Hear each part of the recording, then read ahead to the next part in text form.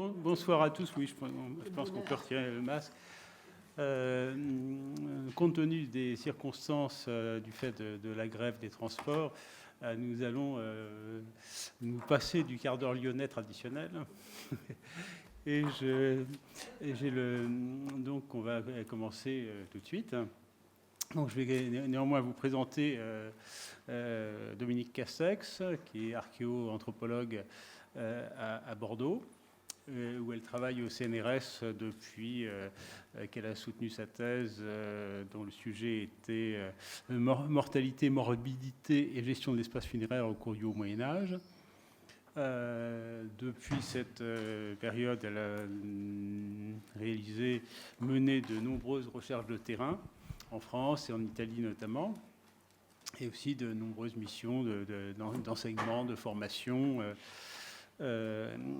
toujours à Bordeaux et dans d'autres universités. Elle a été responsable exercé de nombreuses responsabilités d'équipe et de programmes de recherche internationaux, toujours dans son domaine évidemment. Et elle travaille donc particulièrement sur les analyses de population en utilisant à la fois les données, en croisant les données de l'archéologie funéraire et de l'anthropologie biologique, mais également dans une perspective paléontologique sur une période qui la concerne plus particulièrement, enfin qui l'intéresse plus particulièrement, qui est déjà assez large, puisqu'elle va de la fin de l'Antiquité à l'époque moderne, avec une approche spécifique sur les crises de mortalité liées à des épidémies. Elle a en particulier travaillé sur les signatures démographiques des épidémies de peste. Et depuis 2019, elle coordonne un projet ANR qui s'appelle PSHIT, et qui veut dire Peste et société humaine, émergence, évolution et transformation bioculturelle. Donc, elle va aujourd'hui nous parler de ces aspects-là, en prenant comme exemple le cas de 3 catacombes romaines, au sens propre du terme, c'est-à-dire de Rome. Et je lui laisse la parole sans plus tarder. Alors, je crois que je vais avoir besoin du micro, là, ça va? Vous m'entendez? Bien, bonsoir à toutes et à tous. Et un grand merci à Frédéric Leterlet pour son invitation. Et donc l'occasion qui m'est donnée de vous proposer une petite heure d'excursion dans les catacombes romaines. Alors les catacombes, en tant que véritable espace funéraire chrétien, sont des phénomènes plutôt fréquents en Italie.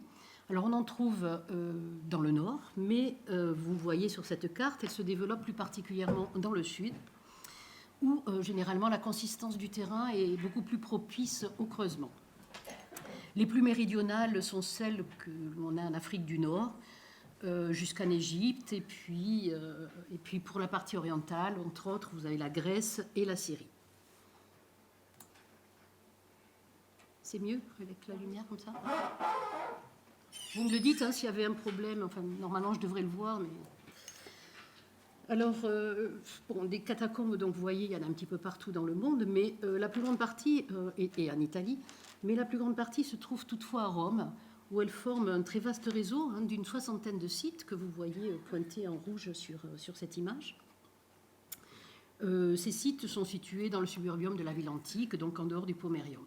Alors, la majorité de ces catacombes sont chrétiennes, mais il y a aussi des catacombes juives. Et il faut savoir qu'il y a de nouvelles questions qui se posent actuellement. Est-ce que l'origine des catacombes est exclusivement chrétienne, ou bien ont-elles accueilli un peu tout le monde et se sont-elles christianisées au cours du temps? Enfin bon, là ne sera pas mon propos aujourd'hui. Je voulais juste vous le signaler. C'est à la charnière de la fin du XVIe siècle et du début du XVIIe siècle que s'amorce une première approche scientifique de ces contextes funéraires, avec les découvertes d'Antonio Bozio, qui est un archéologue italien, des découvertes qui ont véritablement fasciné le monde chrétien et aussi le monde des savants, et on y reviendra avec l'histoire d'une catacombe en particulier. Alors, toutes les catacombes chrétiennes d'Italie sont placées sous la garde du Vatican par le biais du bureau de la commission pontificale d'archéologie sacrée qui va être chargée d'en assurer le soin, la conservation, l'étude et aussi la protection. Alors ces catacombes, elles sont généralement constituées de longues galeries creusées dans le tuf et dans les parois desquelles ont été aménagées des tombes à niches parallélépipédiques, ce qu'on appelle les loculi.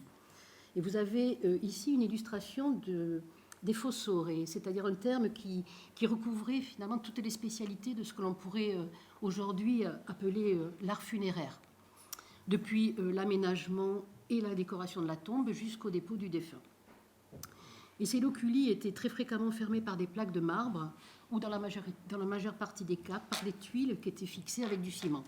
Et sur quelques-unes d'entre elles, on trouve parfois mention du nom du défunt et associé, comme vous le voyez ici, sur celle qui est représentée sur l'image, avec des symboles chrétiens. Alors, si la majorité des catacombes sont représentées par des loculi, on y rencontre aussi des niches surmontées d'un arc qu'on appelle les arcosolia et aussi des chambres funéraires, ce qu'on appelle des cubicula, qui sont généralement réservées à des familles ou des gens d'une même corporation. Et elles sont très souvent, comme vous pouvez le voir, décorées de fresques colorées. Alors, certaines gravures du XIXe siècle offrent une vision parfois assez romantique, assez poétique de ces lieux funéraires. D'autres sont bien plus réalistes et évoquent, ce qui est d'ailleurs bien connu par certaines sources textuelles, les nombreuses spoliations qui sont survenues au cours du temps dans les catacombes. Alors, pendant la guerre des Goths, durant la première moitié du VIe siècle, et en particulier avec toute la destruction des lieux saints, et puis plus tardivement, au XVIIe siècle, avec les dégradations qui ont été provoquées par ce qu'on appelle les corpi santari.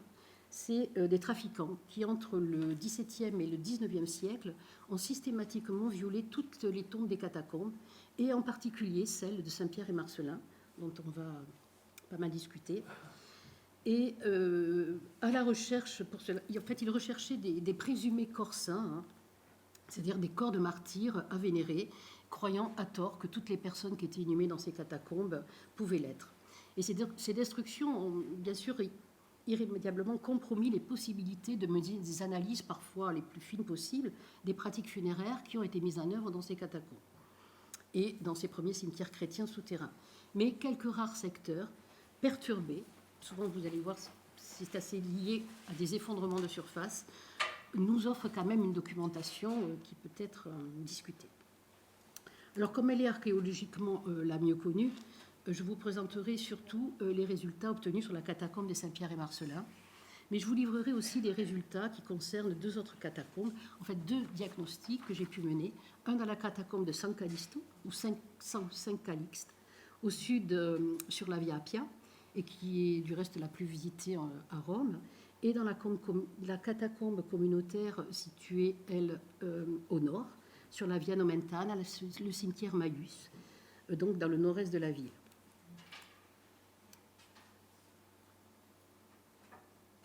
Alors, c'est au kilomètre 3 exactement de l'ancienne Via Labicana, l'actuelle Via Casilina, dans la banlieue sud-est de Rome, que se trouve donc la catacombe de Saint-Pierre et Marcellin, qui est nommée ainsi d'après les martyrs Pierre et Marcellin, qui sont morts sous Dioclétien. Alors, il s'agit de la catacombe romaine la mieux documentée, d'abord parce que Jean Guyon en a fait le sujet de sa thèse d'État en 1987, et puis parce que depuis quelques années maintenant, elle a fait l'objet de plusieurs investigations archéo-anthropologiques.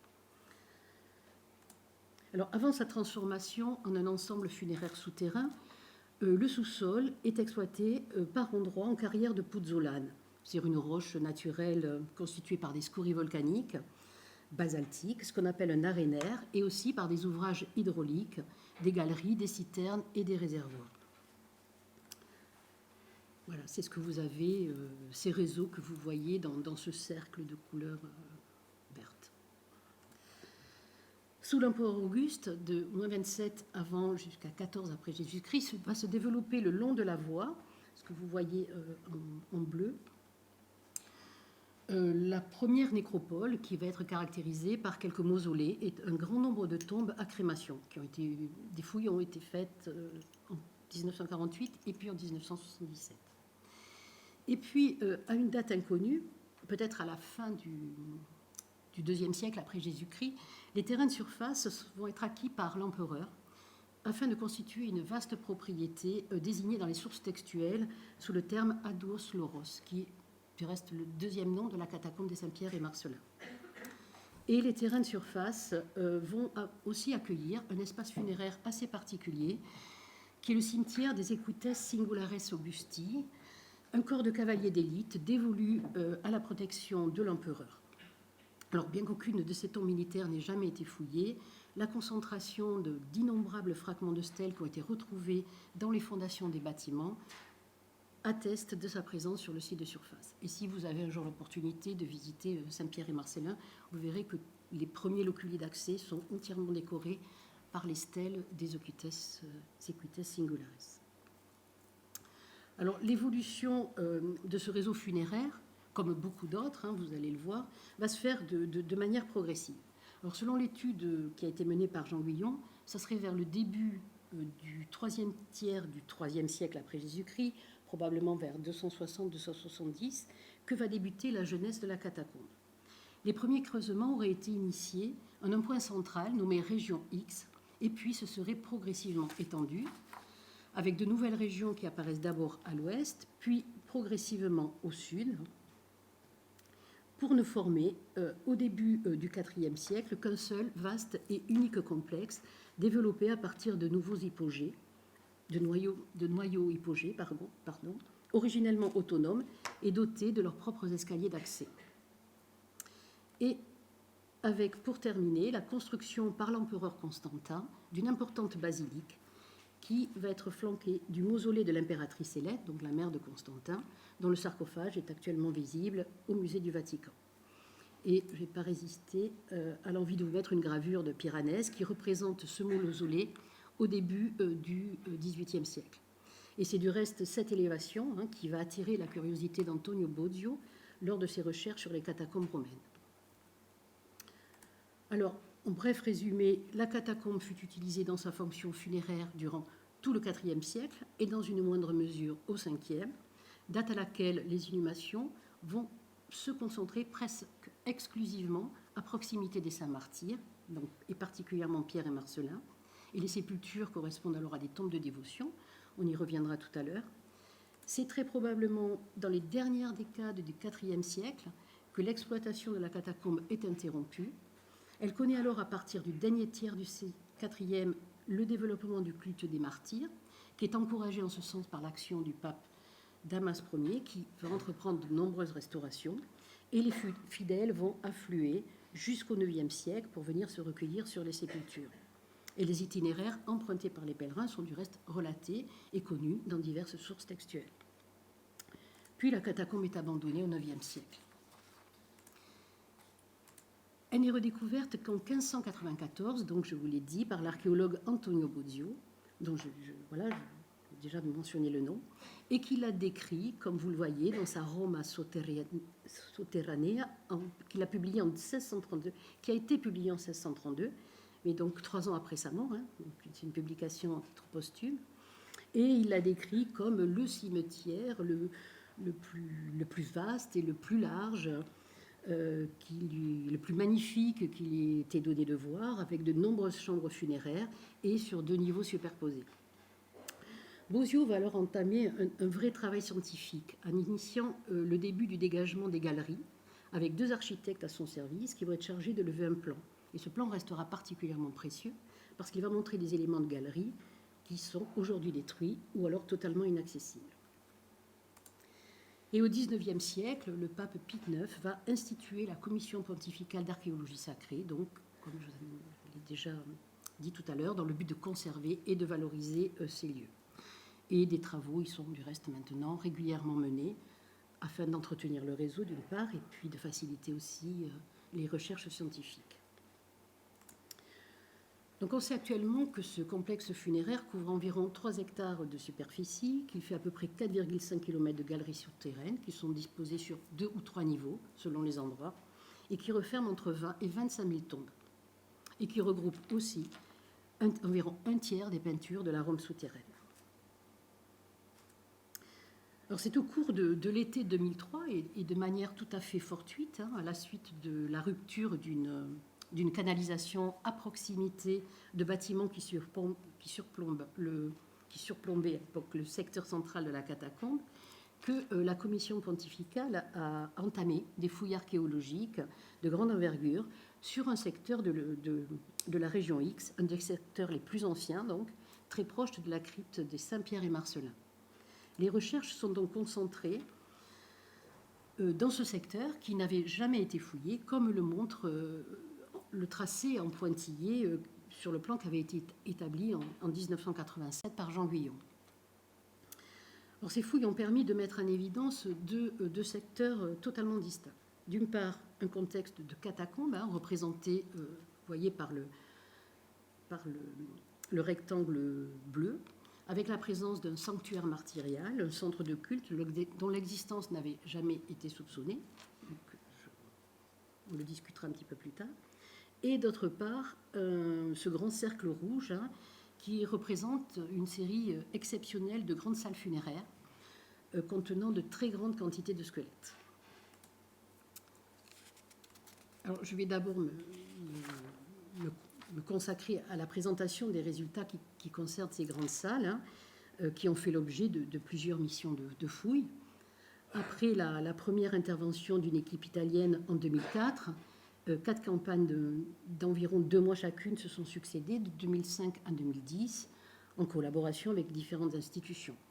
La particularité de ces ensembles, comme vous le voyez peut-être déjà, mais vous allez le découvrir, était de renfermer les restes de plusieurs individus accumulés sur une hauteur importante. Alors là, je vous ai mis une petite animation. Est-ce que ça va fonctionner? Si je vois votre tête faire « c'est que c'est bon ». Voilà, ces différentes cavités funéraires sont de dimensions et d'altitude variables, comme vous pouvez le voir. C'est l'intérêt de cette animation, de ne pas faire quelque chose de tout plat qu'on ne comprend pas forcément toujours. Elles communiquent entre elles. Ça vous donne aussi un petit aperçu des conditions de fouille. On est quand même à 8 mètres sous terre, assez difficile, donc en raison à la fois du dénivelé, et puis aussi des surfaces, ça on s'en rend peut-être pas très très compte, des surfaces assez restreintes de certaines salles, puisque certaines ne pouvaient contenir qu'un seul fouilleur.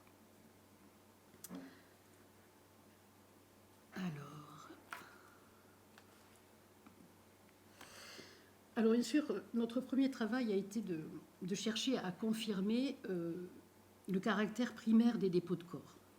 Alors, ces illustrations montrent des empilements de squelettes en bonne connexion anatomique, preuve d'une décomposition des cadavres sur place.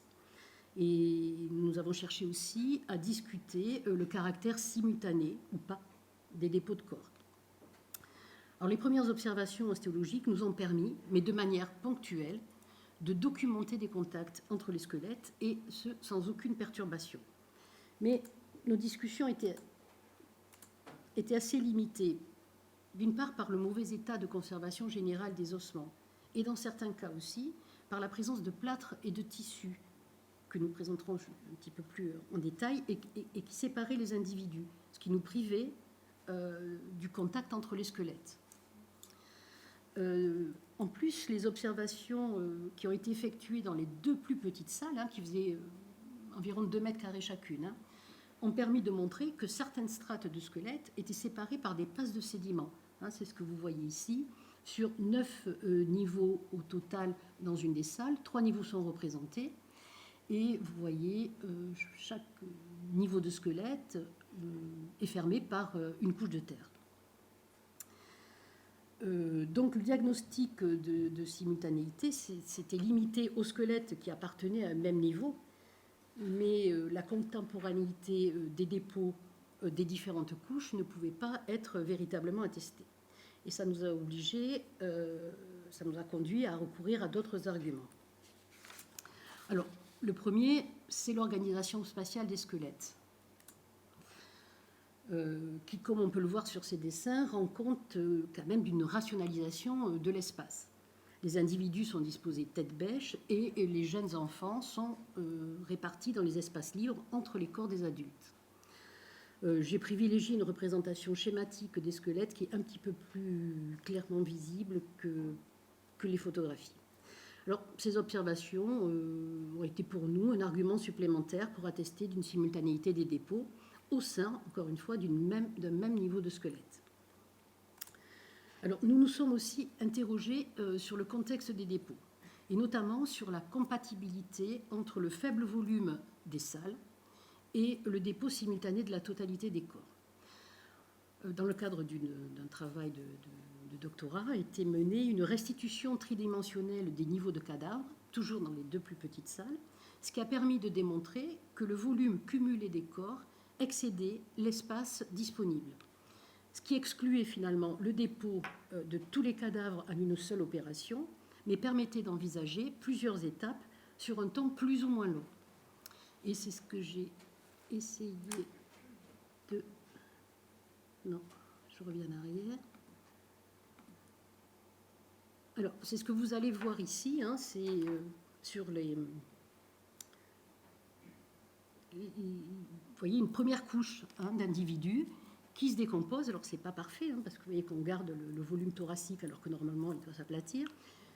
Un deuxième niveau, on attend que ça se décompose, et on estime au moins 3 à 4 phases de squelette, d'apport de corps, comme ça, pour arriver à combler le plus possible chacune des salles.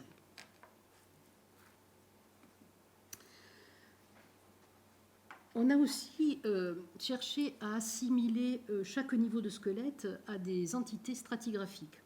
Et cette approche nous a permis de mettre en évidence des effets de cuvette. Des effets de cuvette qui ont conduit finalement à des positions osseuses qui allaient à l'encontre des capacités physiologiques de flexion des articulations. Alors, ces anomalies permettaient de suspecter des effets de soutirage et donc une décomposition synchrone des corps qui appartenaient à plusieurs niveaux successifs.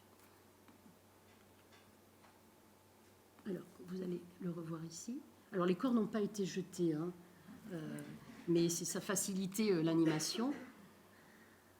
Et vous allez voir que, alors, on a des individus qui sont déposés sur le dos, on en a aussi sur le ventre, on en a un petit peu partout. On a, comme je vous l'ai dit, des enfants un peu en bouche-trou. Et vous voyez sur un niveau de squelette la décomposition qui se fait et qui va provoquer finalement cet allongement, ces impressions de squelette qui sont anormalement distendues et qui permettent de confirmer vraiment ces dépôts simultanés. Voilà, les animations, ça sera terminé. Alors, ce qu'on a fait aussi, c'est qu'on a cherché, on a mené des analyses. Tous ces travaux, hein, ils résultent de travaux qui ont été faits en fait dans le cadre de thèse ou de master. Là, c'était un master d'une chimiste qui a réalisé des analyses physico-chimiques sur des échantillons de la roche encaissante. Et ces analyses ont permis de démontrer que la roche encaissante avait bien subi l'action des jus de décomposition. Et il nous a permis aussi, ce qui était assez intéressant, de suspecter un niveau maximal de remplissage. Et ce résultat, corrélé au résultat des restitutions tridimensionnelles, finalement, des restitutions tridimensionnelles des volumes corporels, nous permettait de supposer qu'au moins 3 phases de dépôt s'étaient succédées dans une des salles. Ça n'a été fait que pour une salle, hein, mais je pense que c'est valable pour toutes les autres. Et une autre piste, finalement, nous a aussi, notre piste de réflexion nous a intéressés. Elle relève du domaine plus spécifiquement biologique. On s'est rendu compte que dans une salle, au moins, la répartition des individus les plus jeunes n'était pas homogène entre les différents niveaux, à l'exception d'un seul individu, hein, que vous voyez dans le niveau le plus superficiel, le numéro 9. Tous les enfants de moins de 10 ans étaient situés dans les 5 premiers niveaux de dépôt. Et cette nette évolution de la mortalité au cours du temps nous a apparu finalement assez peu compatible avec une mortalité naturelle, mais plutôt davantage proche de ce que l'on pourrait attendre d'une épidémie qui toucherait préférentiellement les enfants, les plus jeunes en tout cas, dans les premiers temps de la crise. Voilà, donc en résumé, Bon, sur la restitution de la dynamique des dépôts, on peut dire qu'il existe plusieurs indices qui rendent compte de dépôts simultanés, avec cependant un fonctionnement qui est caractérisé par plusieurs phases de dépôts simultanés qui se sont enchaînées. Mais à ce stade-là, deux questions évidemment restaient à approfondir. Comprendre la chronologie de fonctionnement de ces ensembles et discuter des arguments qui nous permettraient de trancher entre la présence de martyrs chrétiens, parce que c'était quand même ce qui était suggéré par la commission pontificale, et notamment en raison de la présence et des caractéristiques d'une peinture murale qui scellait l'accès à ces ensembles, et dont on reparlera tout à l'heure, donc ou des martyrs chrétiens, ou bien des victimes d'épidémies. Alors l'analyse de 5 monnaies, dont 4 n'étaient pas en position stratigraphique précise, nous a permis de définir un spectre de circulation qui s'étale de la fin du 1er au milieu du 3e siècle.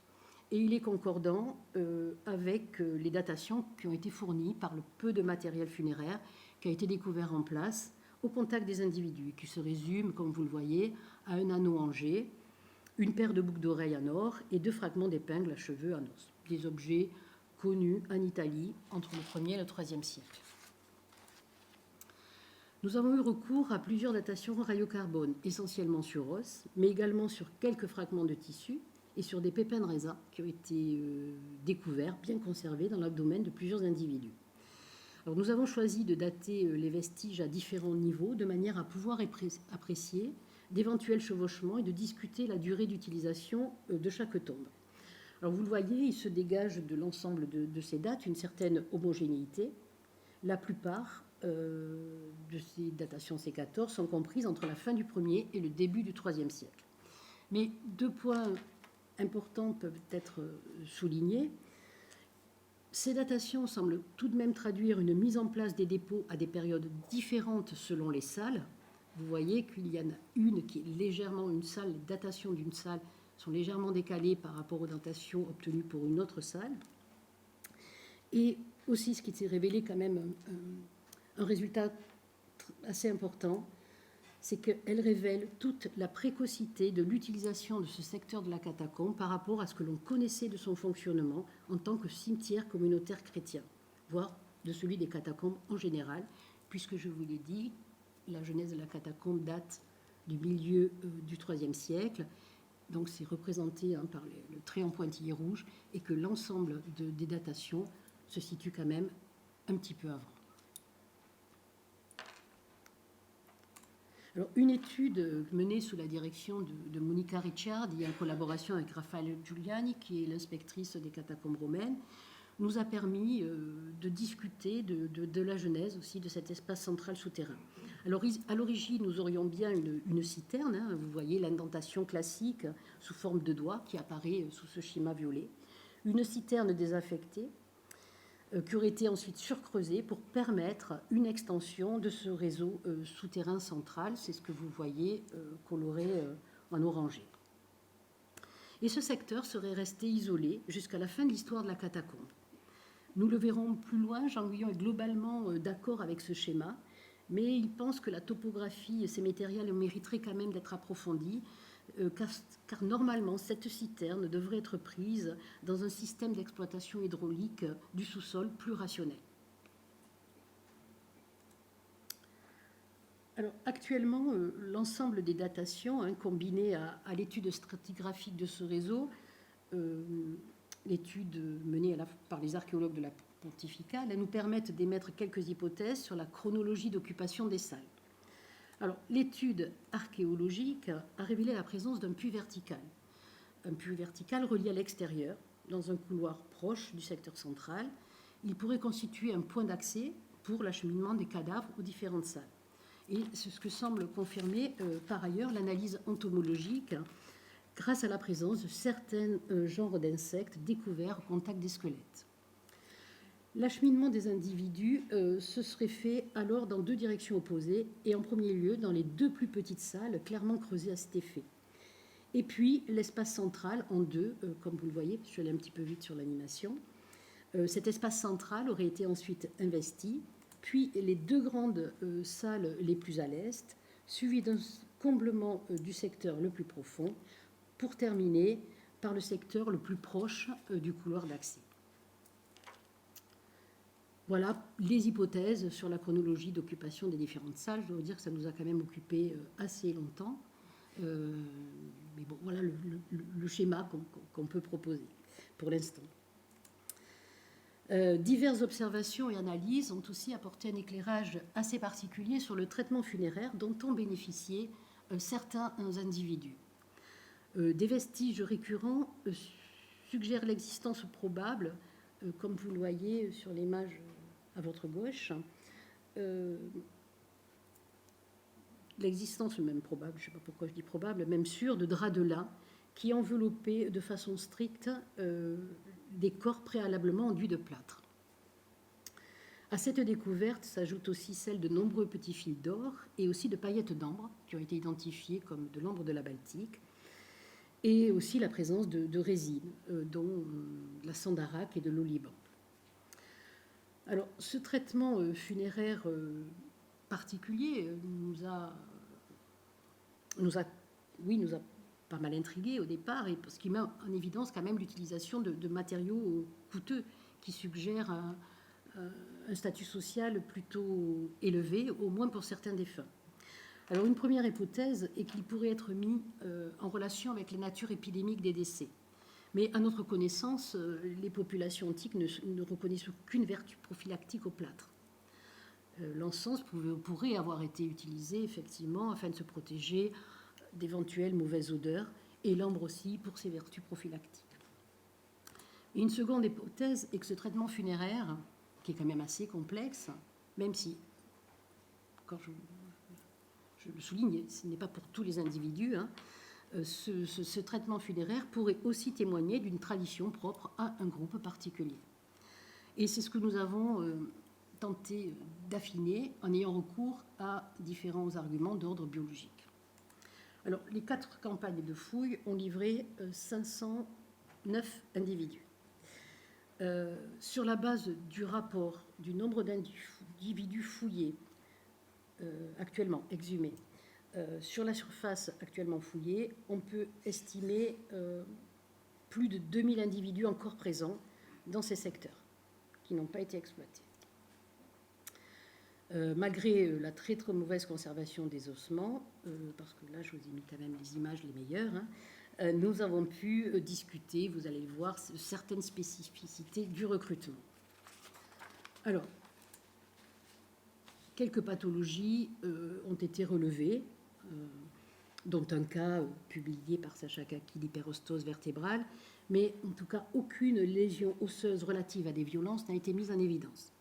Une absence qui tendrait à discréditer la présence de martyrs chrétiens et qui nous a orientés vers une hypothèse plutôt de crise de mortalité en relation avec une maladie infectieuse et létale à court terme. Malheureusement, l'absence quasi totale de Scoxo nous a bien préservé, nous a privé d'une discussion générale sur la répartition sexuelle des individus, mais dans certaines salles, curieusement, ces mêmes vestiges osseux, mieux conservés, ont permis de mettre en évidence une nette prédominance des sujets féminins. C'est ce que vous voyez représenté en rouge sur cet histogramme. L'analyse de l'âge n'a pas été non plus très très fine, encore une fois en raison de la conservation, mais elle a révélé une nette majorité de sujets adultes, ce que vous avez représenté en vert sur le deuxième histogramme du bas, surtout des adultes jeunes, et avec finalement très peu de sujets immatures. Alors, ces divergences par rapport à une mortalité naturelle pourraient s'expliquer soit par un recrutement déjà très spécialisé en fonction de l'âge et du sexe, soit par la nature même de la crise. Dans le cadre d'un doctorat, ont été menées des analyses isotopiques sur différents supports et sur un échantillon d'environ 130 individus.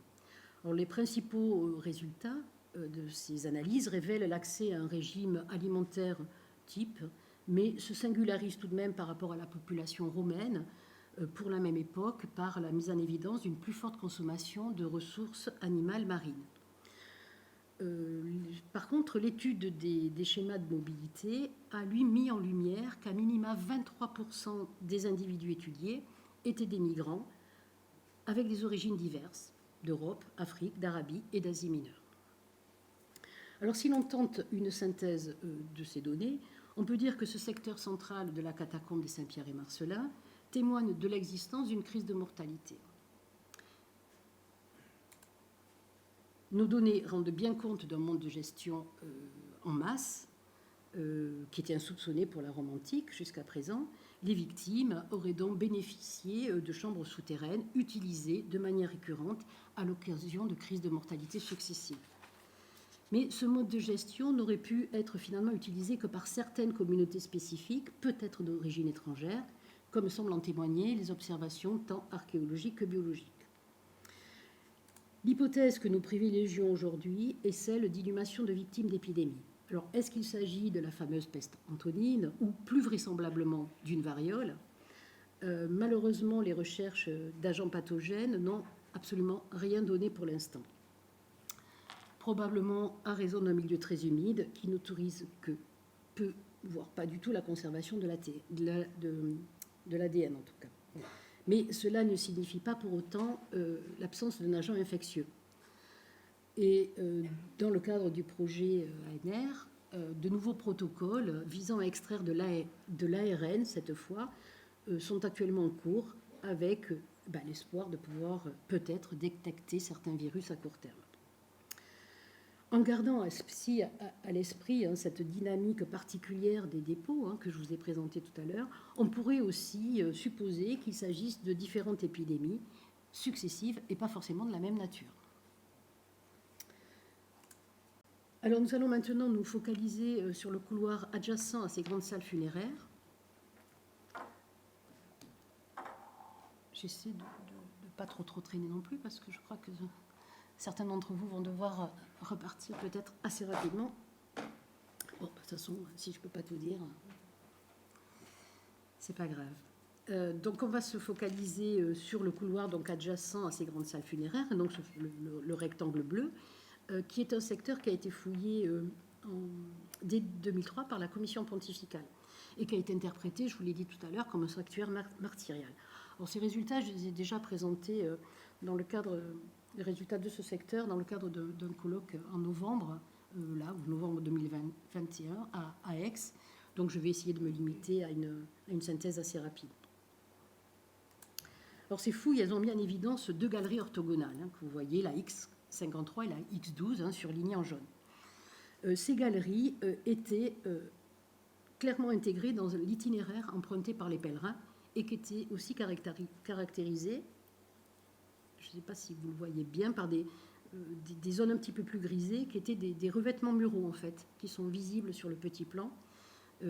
C'était fait pour que les visiteurs ne se perdent pas en fait. Alors un mur de la galerie X53 a livré les restes d'une fresque. Vous avez ici pointé par les deux flèches noires.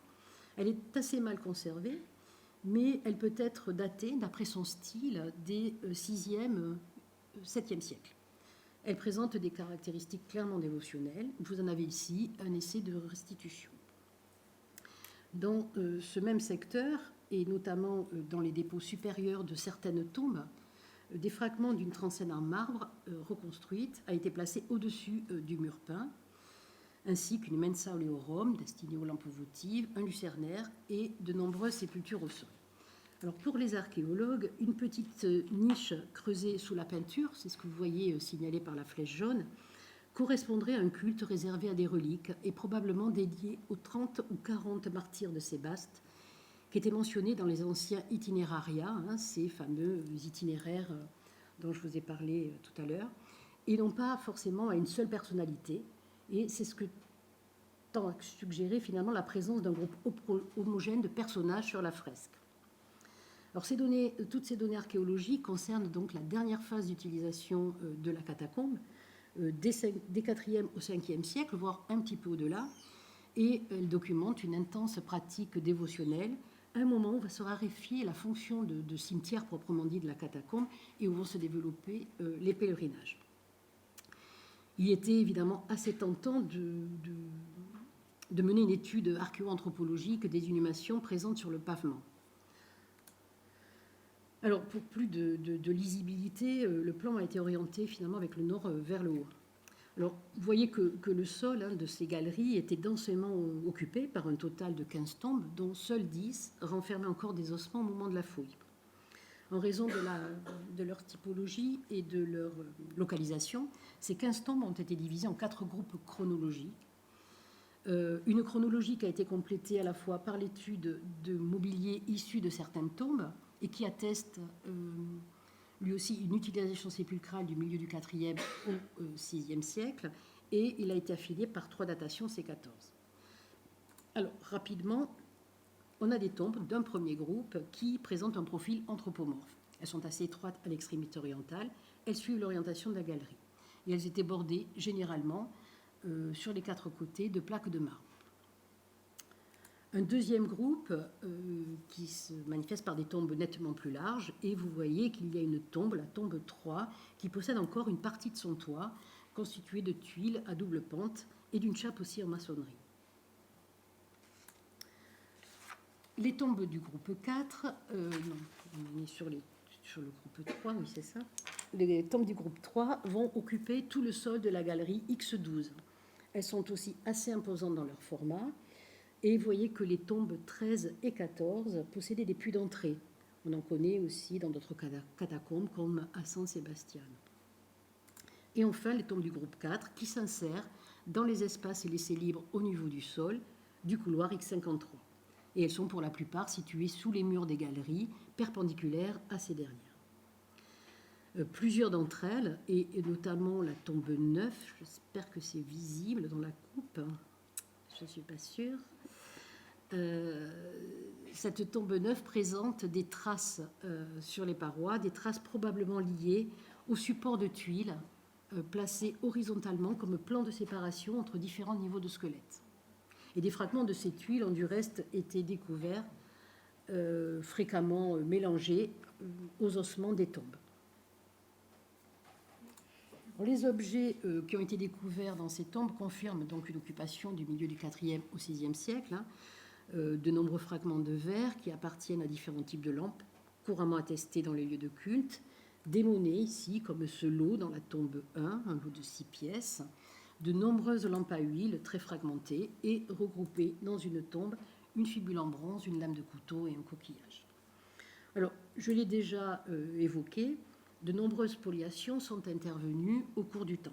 Et les dalles de marbre qui formaient le sol des galeries et les couvertures de fosses ont été retrouvées, souvent brisées en plusieurs morceaux, et les tombes presque systématiquement remplies de terre et de divers petits matériaux.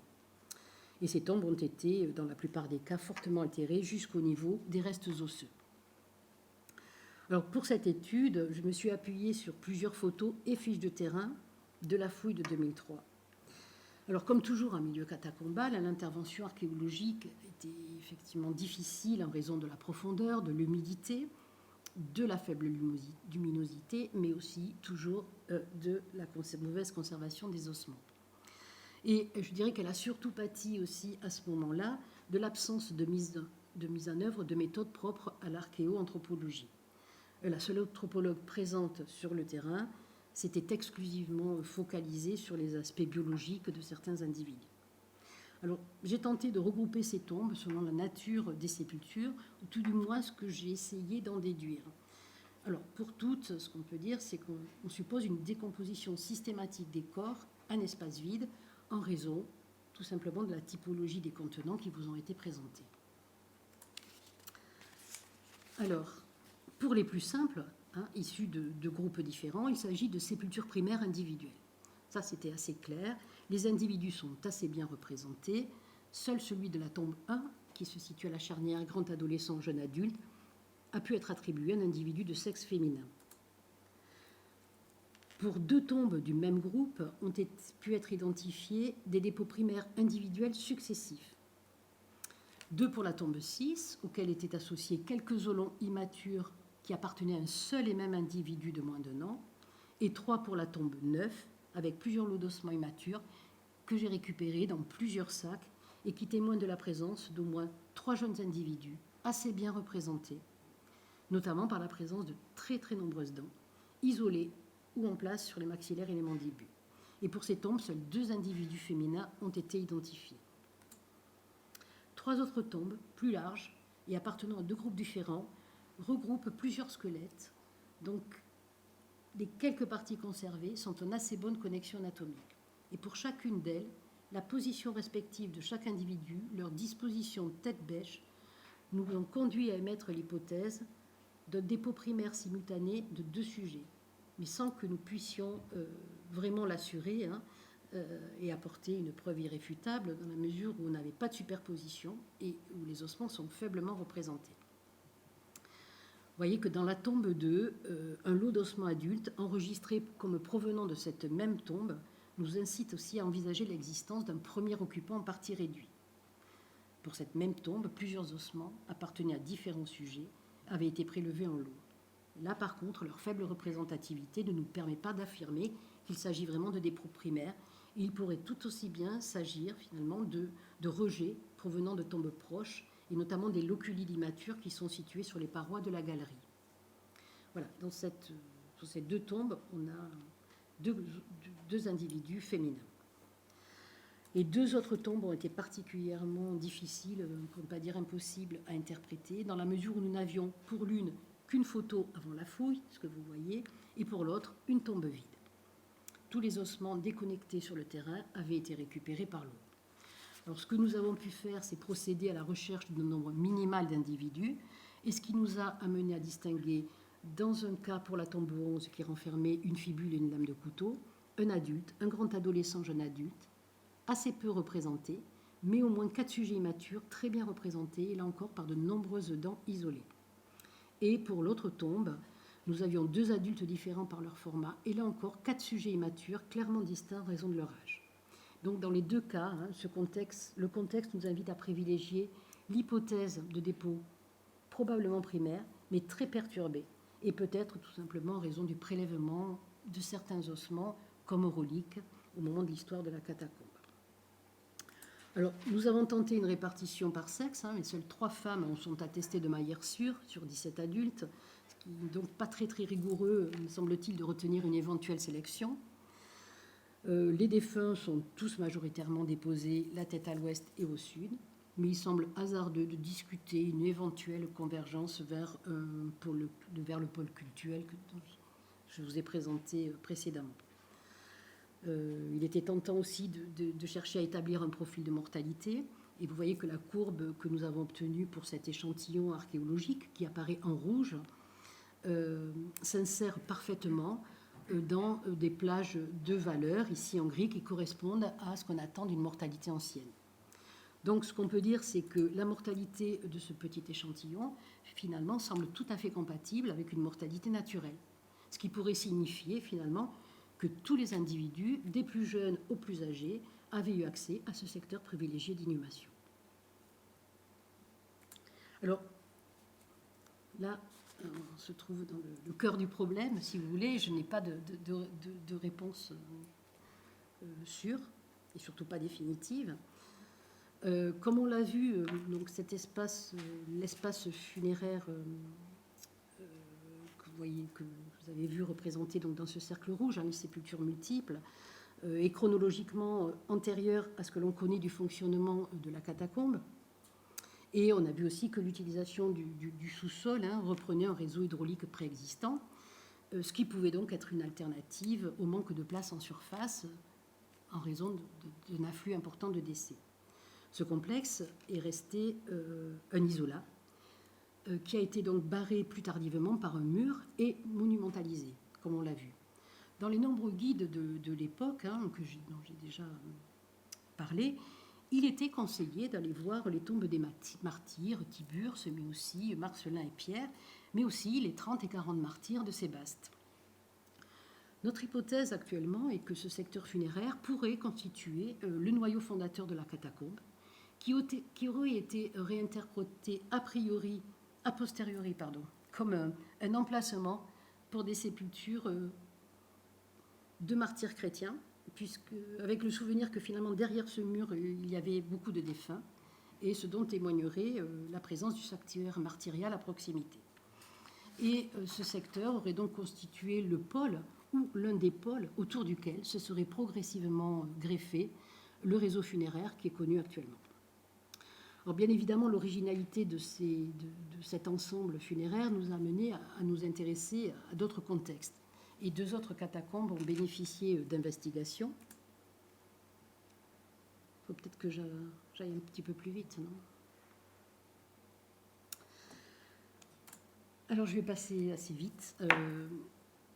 Sur San Callisto, que je voulais détailler un petit peu, parce que finalement San Callisto, c'est le tout premier cimetière communautaire qui a été créé sous le pontificat de Zéphirin en 198-217 et qui en avait confié la charge à l'époque à son diacre Calixte. Alors il a été découvert, lui, en 1854 par Giovanni Battista de Rossi, épigraphiste, archéologue italien, le fondateur de l'archéologie chrétienne, qu'il a identifié comme l'area 1 de la catacombe de San Callisto. Vous voyez, la coupe de la galerie principale est assez intéressante puisqu'elle montre aussi la complexité du problème avec ces escaliers superposés qui montrent que les galeries sont sans cesse approfondies finalement afin de pouvoir inhumer davantage d'individus. Alors, comme toutes les catacombes, et je vais passer vite, la création de ce cimetière a été très progressive. Vous voyez, au départ, le réseau est modeste, et puis il se complexifie, les galeries deviennent transversales, on rajoute des galeries, on ajoute des petites chambres funéraires, et voilà, et on arrive à la particularité de San Callisto, hein, qui est la crypte des papes. Vous en avez ici une reconstitution. Les tombes sur les parois ont été identifiées comme étant celles des papes inhumés dans cette crypte, hein, entre 230 et 290. Et vous avez ici quelques plaques reformées à partir de plusieurs fragments et qui mentionnent clairement la présence d'évêques, puisque à ce moment-là on disait évêque, hein, on ne disait pas pape. Donc plusieurs approfondissements au cours du temps, une extension du réseau, l'installation aussi d'autres tombes de papes. Voilà comment s'est dessinée la toute première catacombe, qui a été probablement un véritable laboratoire, hein, où ont été expérimentées les méthodes pour creuser le sous-sol. Et c'est probablement grâce à ces procédés, donc initiés à San Callisto finalement, qu'ont été ensuite creusés, courant 3e, des dizaines d'autres cimetières souterrains de très grande dimension. Alors, courant IVe siècle, après la paix de l'Église, comme on dit, et à proximité de la crypte des papes, en fait, a été aménagée une vaste crypte de dévotion où a été inhumée Sainte Cécile. Et dans la galerie H, vous devez le voir, la galerie H avec l'escalier, le premier escalier du haut qui descend, a été pratiquée une ouverture, hein, avec un escalier. Donc, l'objectif est encore une fois de creuser pour obtenir un nouveau niveau souterrain, mais cet escalier est venu buter sur un arénaire souterrain. Et c'est dans cet endroit-là qu'en 1910, l'archéologue Giuseppe Vilper, un archéologue suisse, a mis au jour une séquence stratigraphique constituée, comme vous le voyez, enfin il faut peut-être me croire, parce que l'image n'est pas forcément très bonne, donc une séquence stratigraphique constituée d'une accumulation de squelettes humains.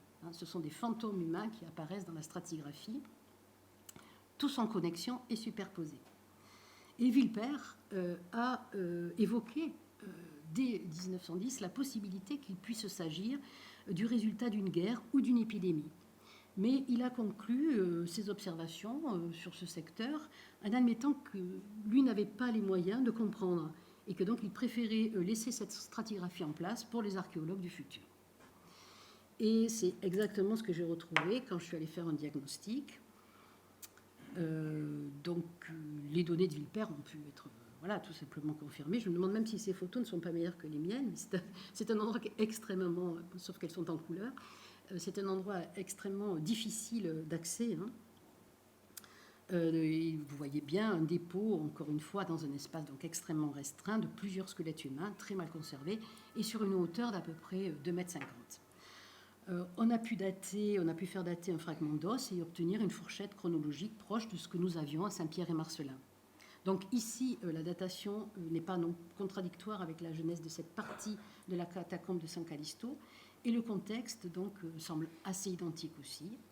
On a encore un isolat indépendant du reste plus tardif du réseau funéraire. Et je finirai avec l'histoire du cimetière Maïus, la catacombe qui ne porte pas de nom traditionnel, mais juste cimetière Maïus pour se distinguer distinguer du cimetière Minus qui était juste à côté et qui a été fouillé en 1954 par le père Umberto Maria Fazola. Et ici encore, c'est un éboulement finalement qui a entraîné la découverte d'un très très long escalier qui donnait accès à un réseau souterrain développé ici de manière très rationnelle. Voilà, c'est ce qui est représenté sur le plan de Fazola. Et là, la profondeur est vraiment très impressionnante puisqu'on est à 18 mètres au-dessous du niveau du sol. Donc la section de couloirs et d'escaliers proposée par Fazola permet de suivre les différentes phases de construction. Bon, je ne les détaillerai pas, elles sont décrites d'abord dans l'article de Fazola et puis plus récemment par Raffaella Giuliani et Jean Guyon dans un article de 2012. Mais rapidement, j'ai noté 5 périodes différentes qui sont décrites dans l'article de Fazola. Alors au début du IIIe siècle, vous le voyez, on est au pied de l'escalier. Puis un léger approfondissement est pratiqué au milieu du IIIe siècle. Puis un deuxième approfondissement, daté lui assez précisément d'avant 312, grâce à la découverte en place d'une inscription qui faisait allusion aux prétoriens, corps militaire dissous après la bataille du mont Vilnius, qui a opposé Maxence et Constantin. Et au IVe siècle, on abaisse les galeries pour pouvoir installer encore un plus grand nombre d'inhumations, selon les méthodes classiques qui ont déjà été observées dans d'autres catacombes. Là, on bute dans une zone de tuf sableux qui ne se prête pas à la solidité des parois et le creusement s'arrête. Puis un autre très grand approfondissement, lui, réalisé sur 4-5 mètres et qui ne sera pas utilisé. Très peu de tombes sont aménagées sur les parois. L'hypothèse de Fazola était que l'objectif était probablement d'aller chercher de l'eau qui finalement n'a pas été retrouvée. La zone est alors remblayée et on réalise des aménagements de parois avec notamment un arcosolium et au-dessus une transsène qui porte une inscription qui va célébrer les martyrs inhumés dans les catacombes. Et c'est au début du Ve siècle que prennent place les tombes de dévotion. Mais la surprise de Fazola a été de découvrir plusieurs squelettes superposés dans la zone restée libre. Et c'est ce que vous voyez ici représenté dans la coupe sous la forme de 2 épaisses couches de squelettes bien visibles dans la section. D'après la description du père Fazola, les squelettes étaient entiers, déposés les uns sur les autres, sans sédiments interposés. Et une telle concentration lui a fait penser lui aussi à l'effet d'une peste ou d'une guerre. Malheureusement, aujourd'hui, la situation n'est pas très, très facile à déchiffrer, car il semblerait qu'entre-temps, plusieurs parties du secteur ont été entièrement vidées. Et il ne subsiste, comme vous le voyez, qu'un grand tas d'ossements au fond d'une galerie, et des ossements qui ne restent absolument pas accessibles, et qui sont constitués uniquement de crânes qui ont été récoltés. Alors, nous avons procédé à 2 petits sondages manuels qui se sont, ce que vous voyez là dans le S1 et le S2, qui se sont révélés totalement vides de vestiges. Et nous avons procédé au nettoyage, alors vous l'avez de la coupe, que vous avez en trait vert, en petit tiret vert, et la coupe qui est située à l'aplomb du muret noté E. Et ce qui nous a permis de repérer plusieurs ossements humains adultes et immatures. Alors, on distingue des crânes, des faisceaux d'os longs, presque tous très fragmentés, mais qui témoignent d'un creusement et d'une vidage antérieure. Alors, nous avons effectué une première restitution des coupes sur le terrain qui a permis d'apprécier la répartition des restes osseux dans la coupe sur environ 1 mètre, ce qui pourrait correspondre à une des phases de squelette observées par le père Fazola. Et aussi, on a noté une certaine diversité, puisque pour moitié, on a des sujets immatures, c'est ce qui apparaît surligné en vert. On a aussi des connexions qui attestent vraisemblablement de dépôts primaires, c'est ce que est cerclé de rouge. Et enfin, la superposition de quelques individus qui pourraient, bien que les indices restent ténus, témoigner de dépôts simultanés. Alors, l'identification des ossements, leur latéralisation, nous a permis aussi d'identifier des individus, certains couchés sur le dos, d'autres sur le ventre, et disposés aussi selon des orientations variées. Une datation C14 nous a fourni une fourchette chronologique entre le 125 et 255 après Jésus-Christ. Alors, le problème ici, et c'est ce qu'a soulevé Jean Guyon, c'est que si on accepte la chronologie qui a été posée par le père Fazola, eh bien, nous sommes dans une zone qui n'a été approfondie que courant ou à la toute fin du IVe siècle. Il y a donc un problème. Donc, soit le problème pour l'instant, j'ai plutôt tendance à dire qu'il y a un problème de datation. Donc, si vous voulez, le dossier reste encore ouvert. D'autres datations doivent être mises en œuvre. Et puis aussi, on a décidé finalement de retourner dans cette catacombe cet automne, probablement, je l'espère, enfin l'automne 2022, avec Jean Guyon et certains archéologues de la commission pontificale, afin d'essayer d'approfondir ces données archéologiques. Voilà. Ce qu'on peut dire au bout du compte, c'est que finalement, San Callisto et Emmaüs présentent tout de même des similitudes entre elles et avec celle avec la catacombe des Saint-Pierre et Marcellin. Hein.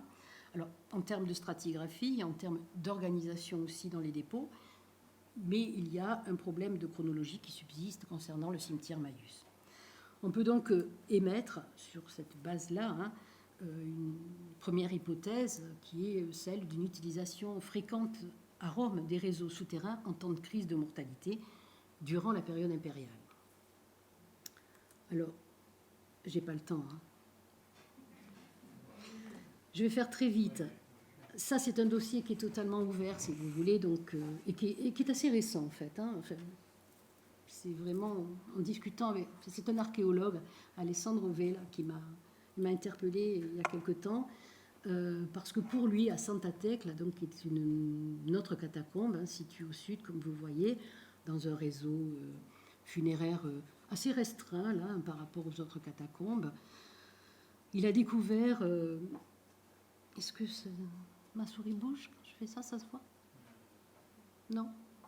Bon. Vous voyez, il y a une grande galerie avec des salles disposées un petit peu partout. Mais... C'est normalement le curseur. Ah oui, c'est pas grave. Si je fais ça, je vais tout éteindre, j'en suis sûre. Merci. Voilà ce qu'il a découvert. Une galerie, en fait, il a fait une coupe. Alors, ça, c'était une proposition qui a été faite par le père Fazola, qui avait aussi fouillé Santa Tecla. Et dans une des galeries, vous voyez la galerie, au centre de la catacombe, une galerie donc assez large, avec un creusement donc très en dessous du niveau du sol, avec deux grands ensembles de part et d'autre, avec des loculi sur les parois, donc ce qu'on a classiquement, des fosses creusées au sol, et puis tout un espace rempli de nombreuses sépultures superposées. Et le sondage récent donc, a fait Alessandro Vela est tout à fait, son relevé montre exactement la même chose. Il semble donc qu'on ait quand même un dispositif assez original dans cette catacombe qui n'a jamais été vu ailleurs. Une grande quantité de sépultures en bâtière, ou ce qu'on appelle a cappuccina, qui est superposée et qui porte des timbres du IIIe siècle. Fazola avait émis l'hypothèse d'un dépôt de briques qui devait être utilisé pour la construction des thermes à proximité, et on aurait puisé dans ce stock de briques pour l'aménagement des tombes. Alors l'hypothèse d'Alessandro Vela, c'est qu'on est peut-être en présence d'une nouvelle pestilence survenue dans le courant du IIIe siècle. Alors, bon, dans ce cas, si vous voulez, on est quand même quelque chose de très différent, puisque là, on a des sépultures individuelles, on n'a pas des sépultures multiples. Encore faut-il aller voir ce qu'il y a sous ces bâtières. Voilà, ce que j'irai peut-être faire. Un dossier ouvert, donc. Voilà. Et pour finir, on a, évidemment, s'est intéressé à ce que pouvaient nous livrer les sources historiques. Alors après, voilà, c'est pas du tout mon travail, mais enfin ça l'a été. Après, je pense qu'il y a tout un travail bien plus sérieux à faire. Mais on voit que la période impériale, évidemment, on a le témoignage de plusieurs épidémies meurtrières. Maintenant, bon, on peut se retrouver avec les ensembles que je vous ai montrés, soit dans la peste antonine ou dans une période de résurgence de cette peste, enfin peste au sens général de fléau, puisqu'il s'agirait plutôt Pour les historiens de la médecine, il s'agirait peut-être plutôt d'une variole, ou alors peut-être dans la peste de Saint-Cyprien, pour d'autres, comme, je ne sais pas, Saint-Athèque, là encore faut-il le prouver. Je vous l'ai dit, malheureusement, pour l'instant, les analyses, la recherche de pathogènes n'a rien donné. Tout cela, j'espère, se concrétisera donc assez rapidement dans le cadre du projet. Ce que j'aimerais, même si ça s'avère un petit peu compliqué, c'est pouvoir aussi confronter ces données à d'autres séries archéologiques romaines contemporaines, donc qui ont été fouillées en surface, et dont certaines témoignent de particularités. On a au moins 2 cimetières avec des tombes doubles, triples, qui mériteraient d'être un petit peu... Enfin, mériteraient d'aller voir un petit peu ce qu'il en est. Un des buts, des objectifs aussi de ce projet, je vous l'ai dit, c'est de poser les jalons d'un corpus historique, des crises épidémiques, sur la base de différentes sources. Et pour ma part, ça sera plutôt de continuer des diagnostics archéologiques dans d'autres catacombes, notamment celle que je vous ai présentée à Saint-Athèque, là, Priscilla aussi. Priscilla plutôt pour le côté de tombe au sol intact, avec, là encore, des secteurs clairement dévotionnels, et ça serait assez intéressant de voir ça. Et là, c'est un tout petit clin d'œil pour certains anthropologues, puisque finalement, ce qu'il y a aussi dans ces catacombes, c'est qu'il y a, comme vous pouvez le voir, dans une aura, vous avez le système vraiment de couloirs très très larges. C'est un ancien couloir hydraulique dans la tombe de Priscilla. Et là, vous avez encore on le voit assez clairement, des tombes qui sont encore scellées. Et donc, voilà, quand je vois ça, je me dis toujours que ça pourrait être quand même assez intéressant, alors pas moi, mais pour des archéologues à venir, d'aller voir un petit peu ce qu'il en est, parce que non seulement on aurait le squelette, alors, en espérant qu'il soit peut-être un peu mieux conservé que ce que moi j'ai eu, mais on pourrait avoir, dans le meilleur des cas aussi, l'identité du défunt. Et donc là, pourquoi pas, une nouvelle série de références pour tester nos méthodes d'âge, de sexe, je ne sais quoi. Voilà. Écoutez, j'ai terminé. Je vous remercie pour votre attention. Ça a été un peu vite sur la fin, mais ça vous laissera peut-être le temps.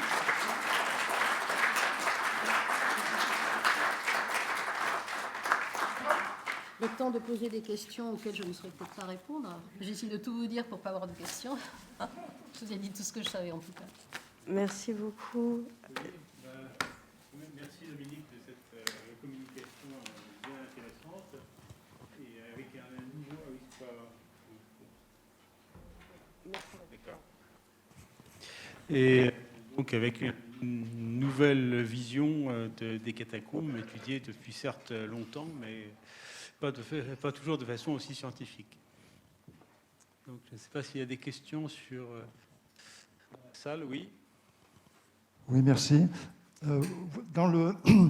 Sur le site des Lauriers, Oui. dans le premier cas, donc avec les cavités, vous avez parlé donc d'individus 3 fois plus féminins que masculins et essentiellement jeunes.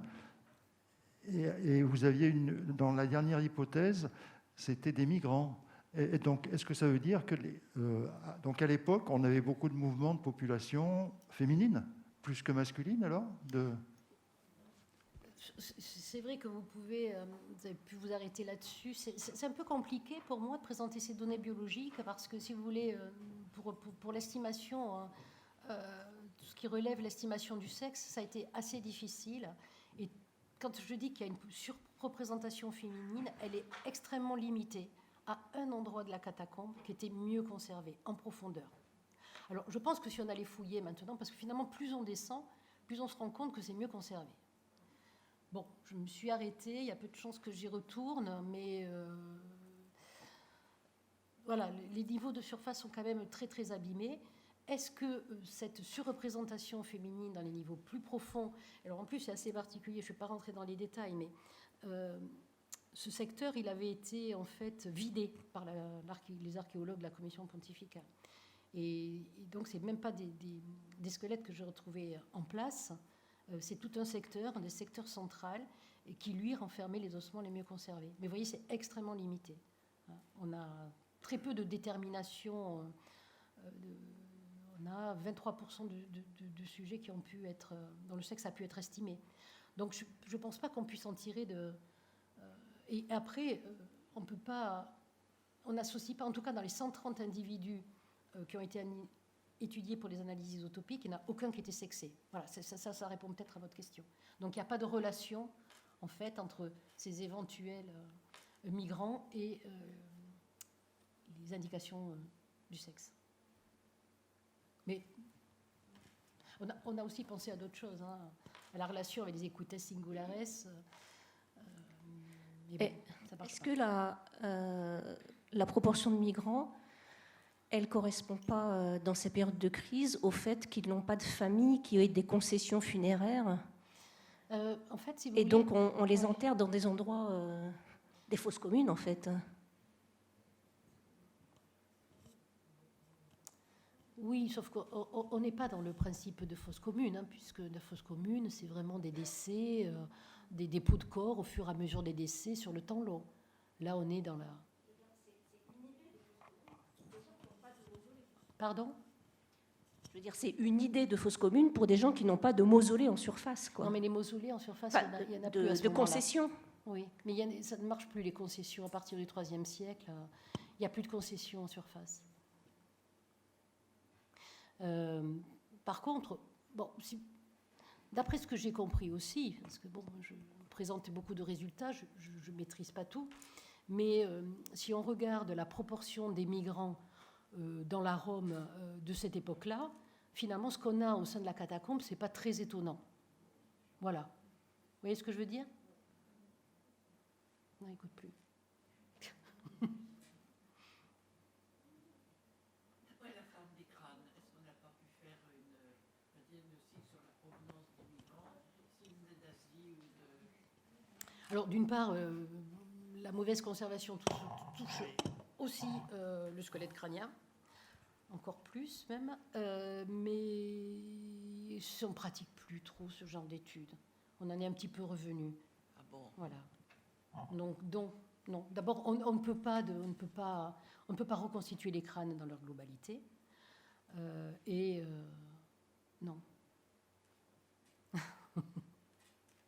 Non, on n'a pas tenté. D'autres... Et je pense que ça ne serait pas tenté. Par contre, les premiers travaux qui avaient été faits par les anthropologues visaient ce genre de choses, mais ils se sont aperçus qu'en fait, ils n'arrivaient pas à dire grand-chose. Les premiers anthropologues qui ont travaillé pour la pontificale.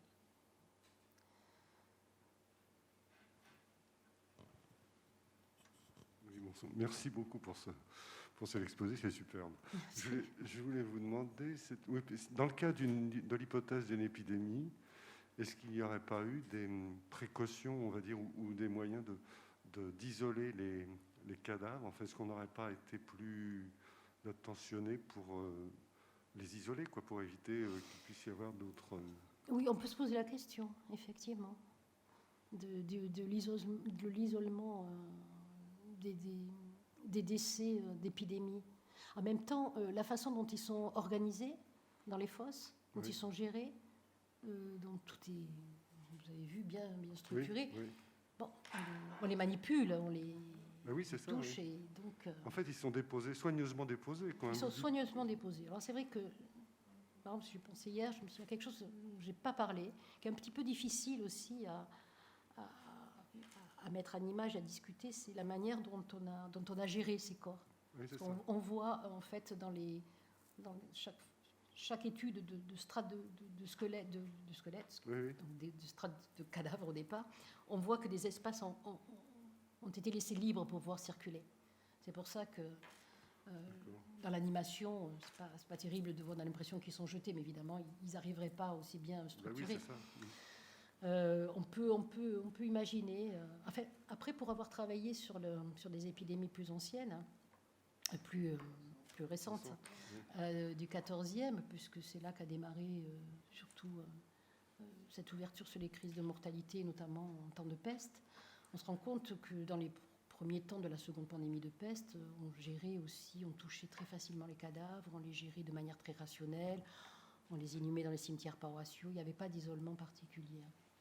Donc c'est vraiment avec la prise de conscience de la notion de contagion qui arrive assez tardivement qu'on commence déjà à isoler où il y a des D'accord. infirmeries, il y a vraiment des structures propres au corps, aux individus malades et aux individus décédés de maladies dont on ne sait pas grand-chose, mais on sait que c'est contagieux, mais c'est tard, c'est à partir du XVIe, XVIIe siècle. Ah oui, d'accord.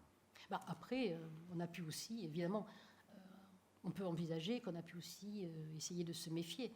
Mais je crois que c'est plutôt l'utilisation de ces catacombes doit être plusieurs de ces secteurs doit plutôt être liée au fait qu'on est quand même dépassé par l'afflux de décès. Oui, c'est ça. Et que donc on sait qu'il y a ces citernes. Enfin, c'est un petit peu comme ça qu'on explique pour le moment. D'accord, merci. Mais ce qu'il faudrait vraiment, c'est quand même aller jusqu'au fond. Vous voyez, mais bon, continuer comme ça veut dire passer encore 15 ans dans les catacombes. Moi, personnellement, je n'ai plus le courage. J'attends un scanner qui me permette de... Non, sans aller jusque-là. Mais c'est vrai qu'il faudrait au moins vider une tombe pour comprendre aussi pour mieux comprendre la relation au secteur. Ce qui m'a intriguée, c'est que vous parlez de martyrs. Mais qu'est-ce qui montre que ce sont des martyrs dans cette salle rectangulaire de la première catacombe? Et pas n'importe quel individu mort en dehors d'une épidémie, quelques siècles après les premiers. Pour les tombes du couloir, Oui. C'est-à-dire que là, on a... encore une fois, je ne suis pas archéologue et spécialiste de ces périodes, mais il me semble avoir compris qu'on a des caractéristiques quand même clairement dévotionnelles avec la peinture, la petite niche. C'est vrai qu'on a les martyrs Saint-Pierre et Marcellin qui ont leur cubiculum juste à côté. Hein. On est quand même dans un secteur, c'est des tombes tardives. On sait que c'est pratiqué ailleurs, dans d'autres catacombes. Sur la peinture est aussi clairement... on voit... je sais pas, il y a une représentation d'un individu qui est entouré de soldats romains. Alors, je ne l'ai pas détaillé, je n'ai pas pris le temps, mais bon, là, on a des caractéristiques qui semblent vraiment indiquer oui, il y a une représentation plutôt axée sur... Voilà, on a des martyrs, quoi. Il me semble. Et au niveau des os, il y a... Ah, pour ces ossements, on n'a rien du tout. Non, il n'y a pas de trace de violence non plus. Non, il n'y a pas de trace de violence. Après, voilà, c'est toujours à prendre aussi avec des pincettes, comme je dis, parce que je parle de la mauvaise conservation et je dis il n'y a pas de trace de violence. Bon, en tout cas, dans ce qu'on a vu, non, il n'y en a pas. Donc, on en a vu quand même beaucoup, même sur des fragments, on repère des traces de violence. Maintenant, voilà, oui, on voit pas de traces de dents de lion, mais après, c'est vrai qu'il y a certaines personnes qui me disent mais ils ont peut-être été tous étranglés finalement et jetés. Donc bon, déjà ils n'ont pas été jetés. Il y a quand même un traitement funéraire assez soigné. Et après, si on me demande vraiment de mettre ma main à couper, c'est-à-dire que c'est pas des martyrs. Est-ce que je le ferai? Non, je pense sincèrement que c'est pas des martyrs chrétiens. Si j'ai bien compris, il y avait aussi un petit lieu de culte associé à ces tombes. Oui, voilà, il y a la petite niche, il y a la mensa ou les roms, enfin toutes ces caractéristiques-là. Moi, c'est le travail qu'ont fait mes collègues. J'ai un petit peu découvert tout ça, si vous voulez, parce que j'étais pas... Des chrétiens qui ne sont pas martyrisés, qui sont vraiment...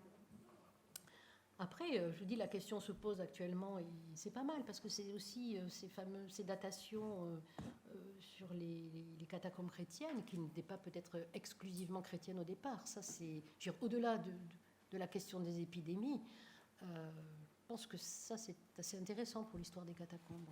Ouais. Et alors là, pareil, si on me demande si qu'ils étaient tous chrétiens, et étonnamment, parce qu'on sait, ce que vous ne savez peut-être pas, parce que moi, je m'en suis rendu compte sur le moment, c'est que finalement, si c'est pas chrétien, c'est un gros problème pour le Vatican, parce que ça n'appartient plus au Vatican. Donc moi, je dis, je sais pas. Mais quand j'ai commencé à dire ça, et que ça s'est su, la superintendence, donc l'équivalent du service archéologie, m'a dit, attends, si c'est pas chrétien, c'est que c'est peut-être à nous, quoi. Donc il se joue aussi tout un tas de choses un peu... voilà. Mais en tout cas, c'est fort possible qu'il n'y ait pas eu que des chrétiens au départ. Oui, ça c'est pas... Bon, puis c'est pas si gênant que ça. Enfin, il me semble, je crois que c'était une des théories aussi qui a été assez discutée d'Éric Rebillard. Mais finalement, maintenant, on commencerait à penser... alors lui, il va quand même plus loin en disant que c'était pas du tout chrétien. Donc voilà, c'est un peu plus discutable, je crois. Il y avait des martyrs, mais ils n'étaient pas chrétiens. Voilà. On n'est pas obligé de martyriser que des chrétiens. Hein. Non, ce qui est intéressant, si vous voulez, qu'on a du mal à comprendre, c'est cette relation finalement entre ces crises de mortalité, parce que je crois que ça naît vraiment, et le reste. Comment ça s'est construit? Est-ce que ça a été oublié un temps? Puis pouf, ils sont revenus. On a vu par les petites fenêtres, parce que bon, des corps en décomposition où il y avait le souvenir, et voilà, ça s'est peut-être créé aussi comme ça. Hein. La mémoire, elle reste souvent Oui. longtemps. Oui, oui. Oui, et puis bon, on s'en rend compte, je ne sais pas, dans le souvenir, une tombe, elle est oubliée, quoi, en fait, dans ces périodes-là, au bout de 30, 40 ans, une génération. Tiens. Oui, il y a une question là. Oui, à propos de... Donc, dans l'hypothèse qu'il y ait eu une crise de mortalité, je voulais savoir si vous aviez une idée par rapport aux cérémonies qui ont pu y avoir lieu, des cérémonies funéraires qui auraient pu y avoir lieu autour de ces inhumations particulières. Par rapport aux crises de mortalité, au décès par épidémie? Oui. Non, je n'ai aucune idée, non. Malheureusement, l'archéologie, de manière générale, cette approche-là, de tout le rituel, on l'a jamais, on l'a rarement, et en tout cas, on n'a pas... Non. Le rituel, ça pouvait avoir lieu en surface aussi. Là, c'est quand même très exigu. Oui. On n'a jamais retrouvé de symboles chrétiens sur ces tombes scellées, sur le poisson, On a des symboles chrétiens sur les loculi, là, les petites tombes. Oui, ça en a. Oui. Ah, ouais. On a des peintures aussi avec une iconographie, vous en avez vu passer quelques-unes, très clairement chrétienne. C'est du reste comme ça que Jean Guyon a identifié aussi le secteur central avec des peintures et des thèmes, je ne sais plus trop, des thèmes plus anciens et qui se seraient donc après... alors évidemment, après il y a tout le travail d'archéologie, du réseau des catacombes, mais les peintures en elles-mêmes témoignent au centre de la catacombe de thèmes plus anciens que celles qu'on retrouve sur le pourtour.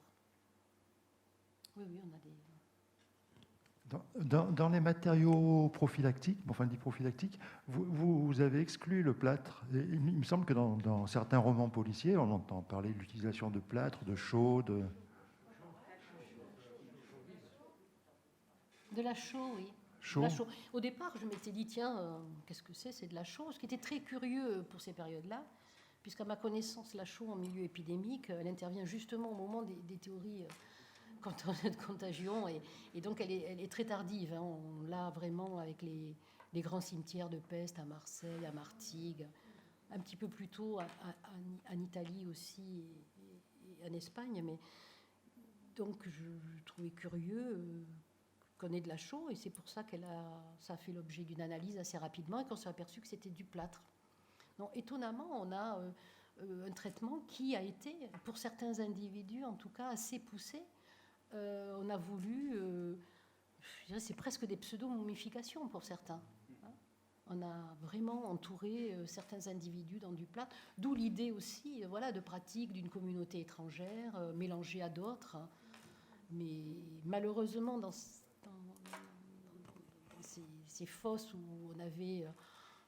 dans une des plus petites tombes, vous voyez, il y a 2 mètres carrés, une hauteur de 5-6 mètres, il y a 90 individus qui se sont décomposés. Certains avaient du plâtre, d'autres pas, certains des fils d'or. Je suis incapable de vous dire à qui était le plâtre. Enfin, alors si, il y a des individus où on voit qu'il y a vraiment, ça fait le tour du squelette, mais parfois on en a un peu entre 2 individus, et on ne sait pas si c'est le dessous de celui du dessus ou le dessus de celui du dessous. Donc ça a été... Et c'est pour ça que dans les représentations, les animations, on me l'a un peu reproché, on m'a dit, mais je ne faisais pas apparaître ces traitements funéraires, mais comme je ne sais pas où le mettre, finalement, je préférais ne pas mettre du tout. On sait qu'il y en avait, et c'est assez étonnant. Il faut imaginer aussi que tout ça, ça s'est décomposé avec tous les jeux de décomposition. On avait parfois du plâtre qui était encore extrêmement liquide. Hein. Voilà. Et puis pour vous dire l'humidité, par exemple, on a je ne vous l'ai pas dit, mais on a pratiquement tous les cheveux des individus. Alors il y a un travail, je veux dire un joli travail. Ça ne se dit pas comme ça. Je pense qu'il y aurait un travail assez intéressant à faire. Tous les cheveux ont été prélevés. Ils sont à Bordeaux, dans un frigo, enfin même un congélateur qui est dédié à tout ce type de vestiges. Et voilà, si quelqu'un est intéressé un jour, je pense que pour des histoires de teinture, peut-être par le biais d'un programme avec L'Oréal, j'en sais rien, il pourrait y avoir des choses intéressantes à financer. J'avais lancé l'idée, moi je ne veux pas le faire, mais si quelqu'un un jour veut s'en occuper, ça pourrait être assez intéressant. Parce qu'il y a aussi des fragments de cerveau qui sont un peu momifiés, ça, pareil. Voilà, c'est un vrai laboratoire cette catacombe, parce qu'il y avait vraiment beaucoup de choses, et il y en avait pour tout le monde. Et c'est pour ça qu'il y a énormément de gens qui se sont retrouvés avec des sujets un peu différents, qui, mis bout à bout, voilà, ce qui était vraiment bien, je trouve, c'est justement, ça a été vraiment un réseau interdisciplinaire, on peut le dire, puisque tout le monde, beaucoup d'étudiants, surtout, à un moment, ont trouvé aussi leur compte, et il ne me reste plus qu'à tout compiler pour la monographie. Mais bon, je ne vais pas trop m'avancer, mais elle n'est pas loin d'être finie. S'il n'y a plus d'autres questions, il nous reste à remercier une nouvelle fois Dominique pour sa belle communication, et de vous retrouver le 16 mars prochain pour une conférence de Séverine Lemaître intitulée « Des producteurs aux consommateurs, amphores, vins et routes dans le centre-ouest de la France ». Un sujet a priori puissant. Et on imagine on espère qu'à l'époque il y avait des circuits courts. Mais merci de votre attention. Bonne soirée et à très bientôt. Donc. Merci. Merci à vous.